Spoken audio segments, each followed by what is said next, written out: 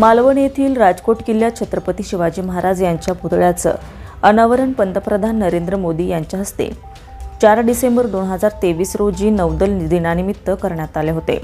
मात्र अवघ्या 8 महिन्यामध्ये 26 ऑगस्ट 2024 रोजी हा पुतळा कोसळला। ही घटना महाराष्ट्रासाठी अत्यंत लाजिरवाणी ठरली आहे आणि त्यामुळेच राज्यातील सामान्य जनतेच्या भावना दुखावल्या गेल्यात। या घटनेनंतर महायुतीच्या सरकारमधील काही मंत्री आणि नेत्यांनी जी विधाने केली ती अत्यंत निषेधार्थ असल्याचं मत काँग्रेस नेत्यांनी व्यक्त केलं आहे। नाशिक जिल्हा काँग्रेस कमिटीचे अध्यक्ष शिरीष कोतवाल आणि शहराध्यक्ष आकाश छाजेड यांनी पत्रकार परिषदेत या घटनेबद्दल तीव्र नाराजी व्यक्त केली आहे। त्यांनी पंतप्रधान नरेंद्र मोदी यांनी महाराष्ट्राच्या जनतेची जाहीर माफी मागावी आणि बेदरकार वक्तव्य करणाऱ्या नेत्यांवर त्वरित कारवाई करावी अशी मागणी केली आहे।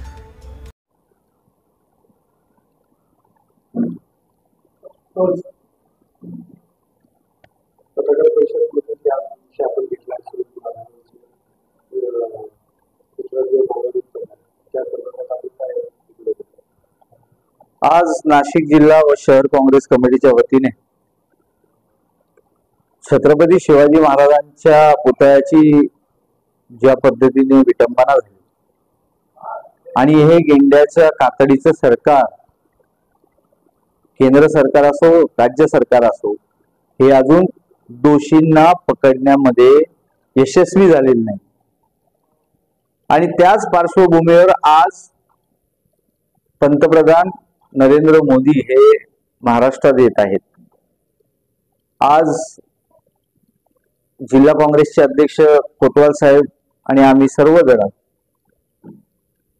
महाराष्ट्रात पंतप्रधानांचं आज जे आगमन होतंय त्या पार्श्वभूमीवर छत्रपतींच्या झालेल्या अवहेलनामुळे महाराष्ट्रातील करोडो लोकांचे जे मन दुखावले, मन दुखावण्यापेक्षा मन हेलावले आणि अत्यंत मनाला चटका लावणारी ही घटना आहे। मग तो छोटा मुलगा असो नाही तर ज्येष्ठ नागरिक असो, ज्यांना छत्रपती शिवाजी महाराज ही जगाला दिलेली प्रेरणा आहे। छत्रपती शिवाजी महाराजांचं नाव घेतलं तरी एक ऊर्जा तुमच्या मध्ये तयार होते आणि अशा महापुरुषाचं नाव घेऊन ज्यांनी राजकारण केलं, ज्यांनी मतं मागितले, या महाराष्ट्रात येऊन नतमस्तक झाले आणि मग यानंतर जी घटना आता जी घडली मालवण मध्ये मागच्या आठवड्यात, याच्यामध्ये त्वरित नरेंद्र मोदींनी आज महाराष्ट्राच्या जनतेची माफी मागावी आणि ताबडतोब जे दोषी आहेत, मग त्याच्यात मुख्यमंत्री असतील, उपमुख्यमंत्री असतील, बांधकाम मंत्री असतील, अधिकारी असतील, कॉन्ट्रॅक्टर असेल, या सर्वांवर ताबडतोब कारवाई करावी।